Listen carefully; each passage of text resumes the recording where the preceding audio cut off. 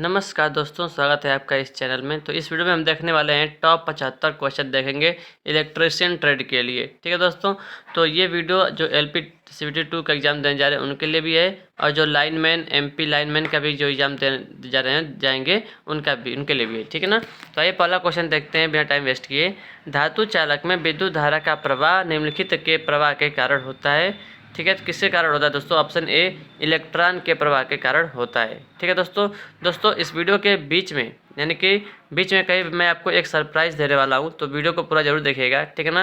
अगर आप वीडियो पूरा नहीं देखेंगे तो आपका वो सरप्राइज़ छूट जाएगा। ठीक है, अब क्या सरप्राइज़ है मैं आगे आपको बताऊँगा। ठीक है, इस 75 क्वेश्चन कराने वाला हूँ, तो 75 क्वेश्चन के बीच में मैं आपको कहीं बताऊँगा सरप्राइज़। ठीक है, तो पहला क्वेश्चन हो गया, इसका राइट आंसर है इलेक्ट्रॉन। ठीक है, अगला प्रश्न है बिजली की गति है कितना है दोस्तों? बिजली की गति तो 2.8 × 10⁸ मीटर प्रति सेकेंड। ठीक है दोस्तों, जो इसमें देखिए जो इलेक्ट्रिसिटी की जो स्पीड है ना, यानी कि बिजली की स्पीड है, वो लाइट के स्पीड के लगभग बराबर होता है। ठीक है ना। तो 3 × 10⁸ मीटर प्रति सेकेंड भी अगर रहेगा ऑप्शन में तो ये भी ऑप्शन सही रहेगा। ठीक है ना। तो ये 2.8 लिखा है, यानी कि थोड़ा सा ही कम लिखा है 3 से। ठीक है, अगला प्रश्न देखते हैं क्वेश्चन नंबर 3। विद्युत धारा किसी परिपथ में विद्युत आवेश का प्रवाह होता है, निम्नलिखित कथनों का संदर्भ लें और सही विकल्प का चयन करें। ठीक है दोस्तों, तो ऑप्शन जो ए है तो वो क्या लिखा है, आवेश ऋणात्मक रूप से आवेशित इलेक्ट्रॉन हो सकते हैं। और बी है दोस्तों, आवेश धनात्मक आवेश वाहक हो सकता है जिसमें प्रोटॉन और धनात्मक आयन शामिल हैं। तो ये दोनों दोस्तों जो ऑप्शन जो दोनों हैं कथन है वो दोनों सत्य हैं। ठीक है ना, ए और बी दोनों सत्य हैं, ऑप्शन बी करेक्ट हो जाएगा। अगला प्रश्न दोस्तों यहाँ से हम देखते हैं, ये माने बताया गया है त्रिज्या के बारे में 10⁻15 मीटर इसका होता है। ठीक है ना, माइनस में फर्मी होता है। ठीक है, तो आगे बढ़ते हैं। देखिए 1 सेकेंड के लिए प्रवाहित 1 एम्पीयर धारा को क्या कहा जाता है? तो 1 कूलाम कहा जाता है। ठीक है ना, 1 सेकेंड के लिए प्रवाहित 1 एम्पीयर धारा को हम 1 कूलाम कहते हैं। ठीक है, अगला प्रश्न देखते हैं, विद्युत आवेश की एसआई इकाई यानी कि एसआई मात्रक क्या है विद्युत आवेश का? तो ऑप्शन सी कूलाम होता है। ठीक है, ये सारा फार्मूला भी लिखा गया है, Q बराबर IT होता है, एम्पियर सेकेंड भी होता है। ठीक है ना, I बराबर Q/T होता है, कूलाम प्रति सेकेंड होता है, V बराबर W/Q होता है, जूल प्रति कूलाम होता है। ठीक है, वोल्ट का। 1 एम्पियर घंटा इनमें से किसके बराबर है? एम्पियर घंटा दोस्तों तो 3600 कूलाम के बराबर है 1 एम्पियर घंटा। ठीक है, अगला प्रश्न देखते हैं, 660 जूल कार्य करने के लिए 110 वोल्ट के विभवांतर वाले बैटरी द्वारा कितना चार्ज दिया जाना चाहिए दोस्तों? तो ऑप्शन यहाँ से फार्मूला लगा अब निकाल लेंगे, V बराबर W/Q है। ठीक है, यहाँ सब निकालेंगे दोस्तों तो 6 कूलाम आ जाएगा। ठीक है, अगला प्रश्न देखते हैं, स्थैतिक बिजली का उत्पादन किस कारण से होता है? तो ऑप्शन डी घर्षण के कारण होता है। ठीक है, घर्षण यानी कि फ्रिक्शन के कारण होता है। अगर एक कांच की छड़ और रेशम के कपड़े के टुकड़े को एक साथ रगड़ा जाता है तो कांच की छड़ क्या करती है दोस्तों? इलेक्ट्रॉन को रेशम के कपड़े में स्थानांतरित करती है। ठीक है ना, कांच की छड़ इलेक्ट्रॉन को रेशम के कपड़े में हस्तांतरित करती है। ठीक है, ऑप्शन नंबर बी करेक्ट हो जाएगा, इलेक्ट्रॉन। अगला प्रश्न है, यदि एक कॉपर वायर से 5 एम्पियर की धारा प्रवाहित होती है तो 1 सेकेंड में वायर के अनुप्रस्थ काट से कितने इलेक्ट्रॉन गुजरेंगे? तो ऑप्शन नंबर बी करेक्ट हो जाएगा, 31.2 × 10⁸ इलेक्ट्रॉन गुजरेंगे। ठीक है ना, आप निकाल सकते हैं जो है फार्मूला से। ठीक है ना, पूरा लिखा भी गया है। अगला प्रश्न देखते हैं दोस्तों, ये सब हटाइए इस सबको। ठीक है, 11वां क्वेश्चन है, यदि दो समान आवेशों की दूरी दुगुनी हो जाए तो दोनों आवेश के मध्य लगने वाला बल क्या होगा दोस्तों? तो बल जो है वो 1/4 हो जाएगा। ठीक है ना, तो यहाँ निकाल सकते हैं फार्मूला से, यह बराबर K/Q1 Q2/R² होता है। ठीक है, तो दूरी क्या कर रहा है? दूरी दुगुना कर रहा है दोस्तों, तो दूरी के इन्वर्सली प्रोपोर्शनल होता है दूरी के स्क्वायर के। ठीक है, तो 1/4 हो जाएगा, चौथाई हो जाएगा। ठीक है, अगला प्रश्न है, निम्नलिखित बलों में से कौन सा बल सबसे कमजोर है? ठीक है, तो ऑप्शन नंबर सी गुरुत्वाकर्षण बल यानी ग्रेविटेशनल फोर्स सबसे जो है वीक फोर्स होता है, सबसे कमजोर जो है बल होता है। ठीक है ना, सबसे मजबूत होता है दोस्तों नाभिकीय बल। ठीक है, और उसके बाद देखिए मानवीय गुरुत्वाकर्षण बल का मान अगर 1 है, ठीक है, तो इसके बाद आता है दोस्तों कमजोर नाभिकीय बल वीक न्यूक्लियर फोर्स 10⁻25 होता है, और इसके बाद आता है स्थिर वैद्युत बल 10⁻36, और सबसे मजबूत नाभिकीय बल 10⁻38 होता है।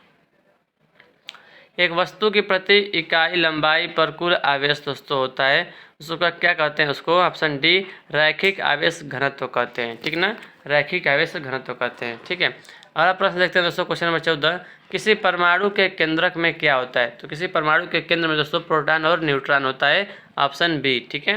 अगला प्रश्न है, परमाणु में इलेक्ट्रॉन तथा प्रोटॉन की संख्या क्या होती है? ऑप्शन ए बराबर होती है। ठीक है। लेकिन अगर परमाणु के बारे में पूछेगा, परमाणु क्या है? विद्युत उदासीन है। ठीक है। परमाणु में केंद्र जो है, परमाणु में क्या होता है? इलेक्ट्रॉन और प्रोटॉन की संख्या बराबर होता है। ठीक है। और न्यूट्रॉन अस्थायीकरण है, याद रखिएगा। अगला प्रश्न, एक परमाणु की प्रत्येक कक्षा में अनुमत इलेक्ट्रॉनों की अधिकतम संख्या कितनी है? जहाँ n क्रमांकित कक्षा है, तो क्या होगा? 2n²। सभी आप इसको जानते होंगे आप लोग। एल्युमिनियम परमाणु में कितने संयोजकता इलेक्ट्रॉन होते हैं? तो एल्युमिनियम में कितने होते हैं? 3 होते हैं। ठीक है। विद्युत ऊर्जा कहाँ से प्राप्त की जा सकती है? तो ऑप्शन नंबर डी, इन सभी से, यांत्रिक ऊर्जा से, रासायनिक ऊर्जा से और प्रकाश ऊर्जा से। ठीक है। यांत्रिक ऊर्जा को विद्युत ऊर्जा में बदलता है जनरेटर, रासायनिक ऊर्जा को विद्युत ऊर्जा में बदलता है सेल, और प्रकाश ऊर्जा को विद्युत ऊर्जा में बदलता है कौन? Solar panel. ठीक है। अगला प्रश्न है, आवृत्ति जितनी डैश होगी बिजली का झटका उतनी ही डैश खतरनाक होगा। यानी कि आवृत्ति जितनी कम होगी बिजली का खतरा जो है उतना ही क्या होगा? अधिक होगा। ठीक है। अगला प्रश्न, बल की विद्युत रेखा सदैव क्या होता है? सदैव डैश पर आरंभ होती है। तो बल की विद्युत रेखा सदैव धनावेश तथा ऋणावेश पर समाप्त होती है। धनावेश पर आरंभ होती है और जो है ऋणावेश पर समाप्त होती है। ठीक है। आगे बढ़ते हैं फ्रेंड्स, अगला क्वेश्चन देखते हैं। क्वेश्चन नंबर 21, समानांतर संवाहक की प्लेटों के मध्य विद्युत तीव्रता, प्रयुक्त वोल्टेज और प्लेटों के मध्य दूरी के बीच में क्या संबंध है? तो ऑप्शन नंबर ए बराबर होता है V/D होता है। ठीक है। क्वेश्चन नंबर 22 है कि 1 सेंटीमीटर की दूरी पर दो प्लेटों के बीच विभवांतर 10 वोल्ट है, प्लेटों के बीच विद्युत क्षेत्र होगा। क्या होगा दोस्तों? ऑप्शन नंबर डी, 1000 न्यूटन प्रति कूलाम। आप फार्मूला से निकाल सकते हैं। ये बराबर होता है V/D। तो V का मान दिया है 10 वोल्ट और D का मान दिया 1 सेंटीमीटर। सेंटीमीटर को मीटर में बदल देंगे 10.01, अब भाग दे देंगे तो आ जाएगा 1000 वोल्ट प्रति मीटर। 4 कूलाम के आवेश को अनंत से विद्युत क्षेत्र में स्थित एक बिंदु तक लाने में 40 जूल कार्य किया गया। उस बिंदु पर विभव कितना होगा दोस्तों? तो V बराबर W/Q से आप निकाल सकते हैं। यहाँ से आ जाएगा कितना? 10 वोल्ट। इसका राइट आंसर आ जाएगा। ठीक है। क्वेश्चन नंबर 24 है, 6 वोल्ट बैटरी के माध्यम से प्रवाहित प्रत्येक कूलम्ब आवेश को कितनी ऊर्जा दी जाती है? तो ऑप्शन नंबर डी, 9.6 × 10⁻19। आप यहाँ से निकाल सकते हैं V बराबर W/Q से। ठीक है। V का मान दिया है 6 बराबर 6 दिया है, और बराबर W/ तो Q का मान होता है 1.6 × 10⁻19। ठीक है। यहाँ से हम निकालेंगे इस फार्मूले से, तो आ जाएगा ऑप्शन डी। अगला प्रश्न है, इसको मिलान करना है। तो प्रतिरोध का मात्रक होता है ओम, प्रेरकत्व का मात्रक होता है हेनरी, वोल्टता का मात्रक होता है जूल प्रति कूलाम, धारिता का मात्रक होता है फैराड। ठीक है ना, ऑप्शन बी। विद्युत विभव को मापने की एसआई इकाई क्या है दोस्तों? तो ऑप्शन नंबर क्या है? ए वोल्ट इसका राइट आंसर होगा। ठीक है। अगला प्रश्न है, निम्न में से क्या ईएमएफ उत्पन्न करने की विधि नहीं है? तो ऑप्शन नंबर सी, धातु पट्टी के दोनों सिरों को रगड़ना, इससे ईएमएफ उत्पन्न नहीं होता है। ठीक है। अगला प्रश्न है, एक सर्किट में दो बिंदुओं पर वोल्टेज के अंतर को क्या कहा जाता है? तो ऑप्शन ए विभवांतर कहा जाता है। अगला प्रश्न है, विद्युत परिपथ में उत्तेजन बल का नाम लिखिए। तो ऑप्शन डी, वोल्ट में ईएमएफ। ठीक है। ईएमएफ का फुल फॉर्म इलेक्ट्रोमोटिव फोर्स। ठीक है, मात्रक वोल्ट होता है। सर्किट में इलेक्ट्रॉनों का प्रवाह डैश को उत्पन्न करता है, तो एक विद्युत करंट को उत्पन्न करता है। ठीक है। अगला प्रश्न है, 1 एम्पीयर विद्युत धारा को किसके प्रवाह के रूप में परिभाषित किया जाता है? तो 1 कूलाम प्रति सेकेंड। ठीक है, ऑप्शन बी। विद्युत धारा की एसआई इकाई क्या है दोस्तों? तो ऑप्शन नंबर डी, एम्पीयर है विद्युत धारा की एसआई इकाई। यदि आवेश प्रवाह की दर समय के साथ बदलती है तो किसी भी समय पर धारा किसके द्वारा निर्धारित होती है दोस्तों? ऑप्शन नंबर ए, आई बराबर dq/dt। ठीक है फ्रेंड्स। अगला प्रश्न है, विद्युत की गति कितनी होती है? विद्युत की गति ऑप्शन सी करेक्ट है।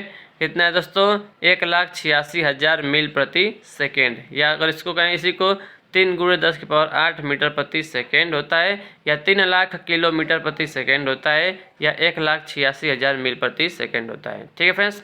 तो अब बात करते हैं सरप्राइज में। आपको क्या कौन सा सरप्राइज देने वाला था दोस्तों? तो अगर आप इस वीडियो को देख रहे हैं, अगर आप इस वीडियो पर कमेंट करेंगे, पहला जो जिसका सबसे पहले कमेंट आएगा दोस्तों, उसको मेरे तरफ से एक इनाम दिया जाएगा। इनाम के रूप में आपको मैं 1 रुपये सेंड कर दूंगा, ठीक है। यूपीआई अपना यूपीआई आईडी बताइएगा या अपना मोबाइल नंबर बताइएगा, तो मैं आपको 1 रुपया सेंड कर दूंगा। तो यही है सरप्राइज, ठीक है। आइए अब अगला प्रश्न देखते हैं, क्वेश्चन नंबर 35। एक परिपथ में प्रवाहित विद्युत धारा उत्पन्न करती है, ऑप्शन नंबर डी उपरोक्त सभी, ठीक है। तापीय प्रभाव, रासायनिक प्रभाव और चुंबकीय प्रभाव को उत्पन्न करती है। अगला प्रश्न है दोस्तों कि जब कोई व्यक्ति किसी उपकरण के विद्युतीय रूप से चालू भाग को स्पर्श करता है तो हाथ और पैर के बीच के विभव को क्या कहा जाता है? तो ऑप्शन नंबर सी स्पर्श विभव कहा जाता है, ठीक है ना, टच पोटेंशियल कहा जाता है। अगला प्रश्न है आदर्श रूप से नियतांक वोल्टता स्रोत में होना चाहिए, ऑप्शन बी 0 प्रतिरोध होना चाहिए, 0 रेजिस्टेंस होना चाहिए। अगला प्रश्न है कि किसी भी बिंदु पर पृथ्वी की विद्युत विभव को पारंपरिक रूप से क्या लिया जाता है दोस्तों? तो 0 लिया जाता है, 0 वोल्ट, ठीक है। अगला प्रश्न है एक खराब बिजली के कनेक्शन, तो ऑप्शन नंबर सभी सही है। तो ऑप्शन ए लिखा है कि बिजली के कनेक्शन का प्रतिरोध जो है सामान्य प्रतिरोध से कहीं अधिक होगा। बी में है कि एक खराब बिजली के कनेक्शन में जब सामान्य धारा प्रवाहित होगी तो अत्यधिक ऊष्मा उत्पन्न हो सकती है। और सी है लोड के लिए सामान्य उपलब्ध कुल ऊर्जा घट सकती है, ठीक है। अगला प्रश्न है एक अंतरराष्ट्रीय ओम का मान क्या होता है? तो ऑप्शन नंबर बी 1.00049 एब्सोल्यूट ओम इसका राइट आंसर होगा, ठीक है। अगला प्रश्न है क्वेश्चन नंबर 41 शॉर्ट सर्किट में प्रतिरोध का मान क्या होता है दोस्तों? तो 0 ओम होता है, ठीक है। अगला प्रश्न है कि प्रतिरोधक क्षमता की एसआई यूनिट क्या होता है दोस्तों? तो ओम होता है, ठीक है। हर्ट्ज जो है आवृत्ति का मात्रक होता है, वोल्टेज विभव का मात्रक होता है, एम्पियर धारा का मात्रक होता है। अगला प्रश्न है पृथ्वी का प्रतिरोध कितना है दोस्तों? तो लगभग 0 है, ठीक है। अगला प्रश्न देखते हैं निम्नलिखित में से कौन सी प्रतिरोध बनाने के लिए एक आदर्श सामग्री है? तो ऑप्शन नंबर डी कार्बन, ठीक है। अगला प्रश्न है कि चारकोल नहीं है, चररोधक वेरिस्टर क्या है दोस्तों? तो एक वोल्टेज निर्भर प्रतिरोधक है, ठीक ना, ये वोल्टेज डिपेंडेंट रजिस्टर है। अगला प्रश्न देखते हैं, देखिए थर्मिस्टर के बारे में। एक एलडीआर का फुल फॉर्म होता है लाइट डिपेंडेंट रजिस्टर होता है, ठीक है ना। एलडीआर में क्या होता है कि जब जो है लाइट इस पर जब पड़ता है तो रेजिस्टेंस इसका घटता है, ठीक है ना। स्ट्रीट लाइट में इसका प्रयोग करते हैं। थर्मिस्टर जो है थर्मल प्लस रजिस्टर से मिलकर बना है, ठीक है। टेम्परेचर बढ़ता है तो रेजिस्टेंस घटता है और रजिस्टिविटी क्या होती है, इसका जो चालकता है ना, कंडक्टिविटी, वो बढ़ती है, ठीक है। एनटीसी यानी कि मतलब नेगेटिव टेम्परेचर कोफिशिएंट होता है थर्मिस्टर का, ठीक है। निम्न जिस प्रतिरोध में वृद्धि के साथ तापमान में वृद्धि होती है उस प्रतिरोध को क्या कहा जाता है? तो उसको कहते हैं क्या? सेंसिस्टर कहते हैं इसको, सेंसिस्टर, ठीक है ना।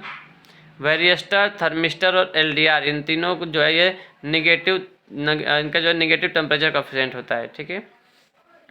निम्न में से कौन प्रतिरोधकों के प्रकार हैं? तो ऑप्शन नंबर ये सभी करेक्ट हैं। तार बाउंड, कार्बन प्रतिरोध और कार्बन धातु फिल्म प्रतिरोध, ठीक है, ये तीनों जो है सही है, प्रतिरोधकों के प्रकार हैं। अगला प्रश्न है निम्नलिखित में से कौन सा परिवर्ती प्रतिरोधक का प्रकार है? तो ऑप्शन नंबर सब डी करेक्ट है। तो यानी कि पोटेंशियोमीटर, थर्मिस्टर और रियोस्टेट, ठीक है।